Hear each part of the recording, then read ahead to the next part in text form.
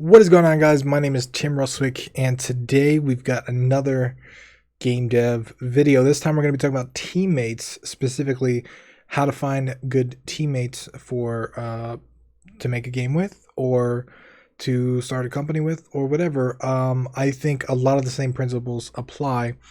And I've started a few different companies. I've worked with a few different partners.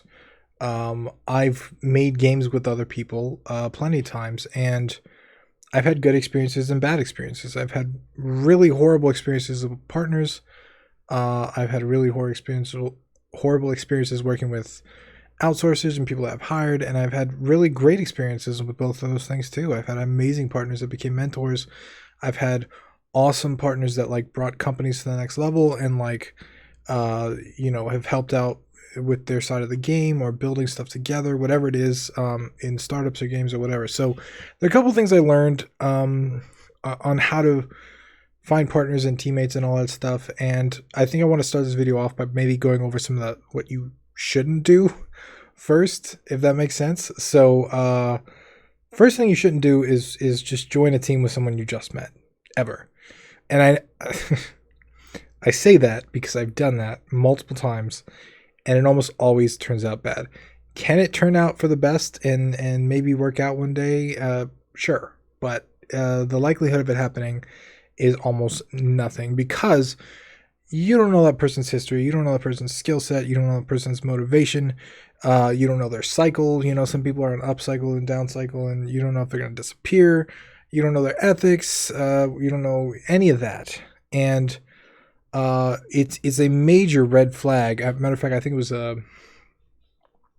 forget who told me this. It was one of my investor buddies, but they said literally they were VC, and they told me if anybody comes in here and we talk to the two co-founders of the company and they tell us that they just met and they're starting a company together, they will not invest in that company ever. That should tell you something from a company standpoint, but also if you're making a game, it's probably the same thing, right? Like, people you just met are just not reliable. You don't know them well enough. Second, I would say do not join a random team without everybody's roles in writing. Everyone needs to understand what they're supposed to do and why and for how long and when it starts and when it stops and all that. You want to put all those details out. I don't necessarily do contracts a whole bunch. I do for some of the bigger corporate stuff because they require them. But generally, an email with the stuff in writing is good enough for me. That's saved my ass a couple times. And not even just from like a social standpoint. Like, if someone comes back and say, well, you were supposed to do this and I was supposed to, like, and they do that, you have like the proof, like, no, you were actually wrong. But also from a legal standpoint, in a lot of states, again, I'm not a lawyer, so this is not legal advice, but in a lot of states, there's a contract whether you sign a contract or not, even if it's a written oral contract, and having it in writing just kind of proves that there was a conversation that took place.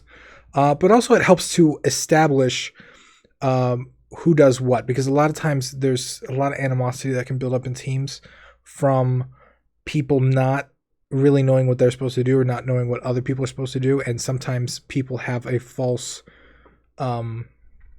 perception of what someone else is supposed to do, so they kind of get angry because that person's not doing the thing that they're not supposed to do. So just, that's probably a whole subject for a whole other video, how to actually work with teams, but I thought I should throw that stuff out there. How should you find team members then, if those are all the bad ways not to find team members? Well, one of the things that I like to do is go to physical game jams. I've met a couple really great people to work with as far as games go in a game jam, because what do you get to do in a game jam? You get to meet them. You get to work with them.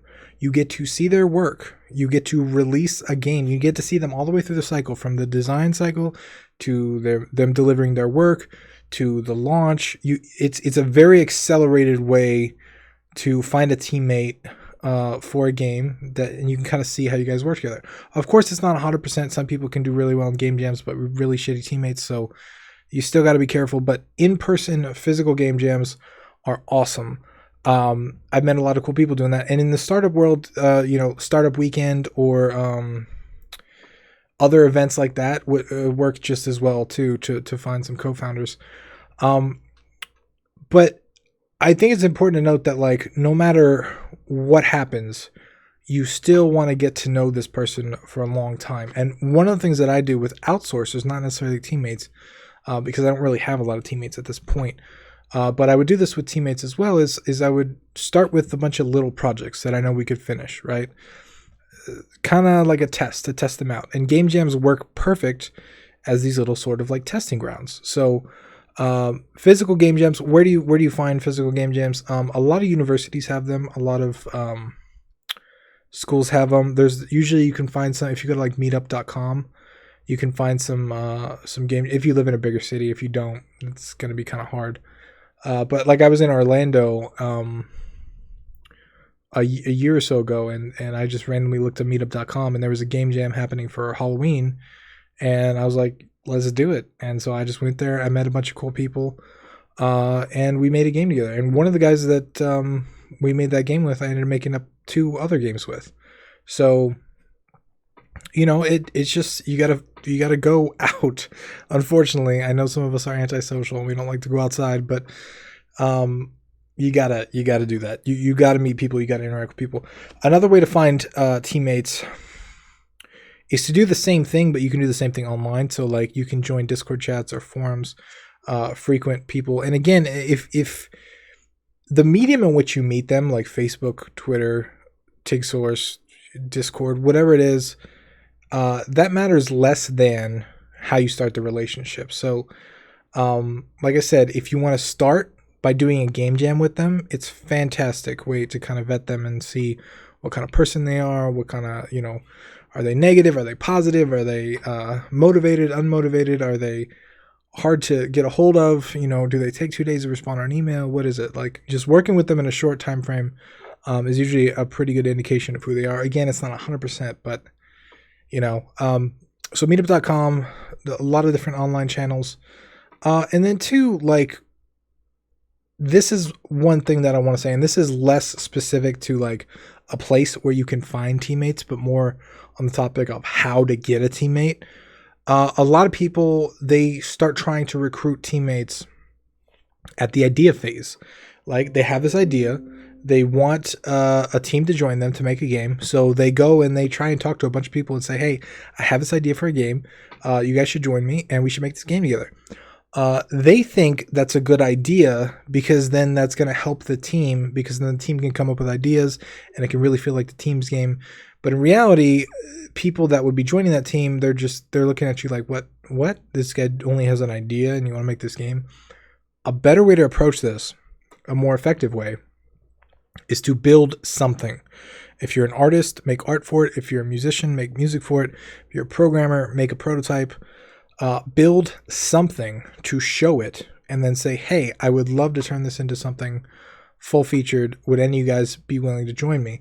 Chances are, if someone has a skill set that you're looking for and they want to make a game and they like your prototype, they like your art, whatever it is, they are much more likely to join your team versus if you come to them with an idea. And I have seen this work so many different times, because not only can ideas be taken like 75 million different ways, right? Like, if I tell you my idea, your mind takes over the execution of the idea. So in your mind, my idea is different than my idea in my mind.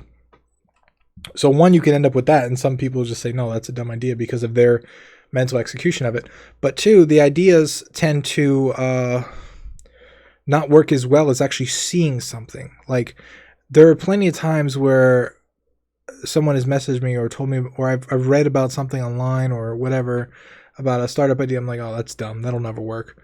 But if I see it, and I'm like, oh, that works. Like, Dropbox did this, right? I don't know if you guys know the story, but like, Dropbox was trying to get funding from a VC for a long time. And all the VCs kept saying, no, there are a ton of storage solutions. There are a ton of cloud storage. Google's doing it, Apple's doing it, all these people are doing it. Why should we give you any money? And he would ask them, how many do you use? And it wasn't until they posted a video on Hacker News of how simple Dropbox was, where you literally save it in the folder and automatically syncs to the cloud, then people were like, whoa, I want that. Whereas if you describe to them cloud storage, people are just like, no, there's, I could go mega upload, I could do whatever the hell I want to store my stuff in the cloud. But when you see Dropbox work, it's completely different. So prototypes and building art or whatever your skill set is, building that out so that someone can see it and join you is going to be a lot more effective. But as far as like actually meeting people, meetup.com, try online groups and all that kind of stuff. Start with a game jam. I think that's one of the most effective ways. And then kind of build on stuff from there. Always do something yourself. Always try and show someone something to pitch an idea versus actually, just try and get them to join on the idea. And that's how the majority of the people that I work with still to this day, that's how I found them. For games, it's been game jams. For companies or people that I've met through various events, but I've always known them for a while. I've learned my lesson. Before I partner with someone, before I actually make it official, I have to do work with them in some capacity. Whether it's like a project, whether it's an outsourced thing, whether it's just for a client or whatever it is, you want to work with them in some capacity before you actually take on the role of teammate or co-founder or whatever. So that's all I got for you today. If you got any other suggestions, because I know I didn't cover everything, please leave them below. Leave me a comment. I appreciate you guys hanging out and always commenting. I always love to start a discussion. But once again, I'm Tim Roswick, and I will see you tomorrow.